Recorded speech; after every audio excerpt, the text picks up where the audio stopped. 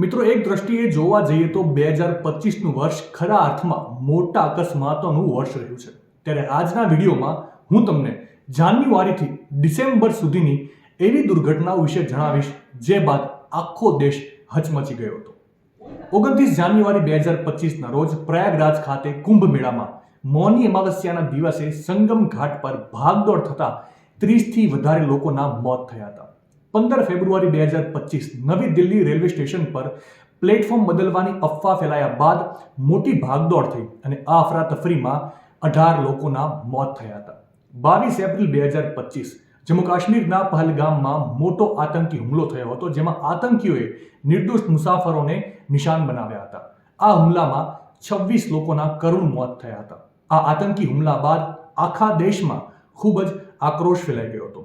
4 જૂન 2025 આઈપીએલમાં આરસીબીની ઐતિહાસિક જીત બાદ બેંગલુરુના ચિન્નાસ્વામી સ્ટેડિયમ ખાતે વિજય રેલીના આયોજન બાદ થયેલી ભાગદોડમાં 11 લોકોના મોત થયા હતા.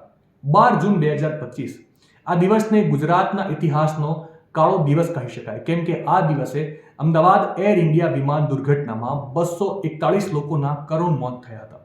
આ દુર્ઘટના ભારતની સૌથી ભયાનક વિમાન દુર્ઘટનાઓમાંની એક હતી. 27 સપ્ટેમ્બર 2025 સાઉથના સુપરસ્ટાર વિજયની પાર્ટી ટીવી કેની રેલી દરમિયાન થયેલી ભાગદોડમાં 41 લોકોના મોત થયા હતા અને 60થી વધારે લોકો ઘાયલ થયા હતા.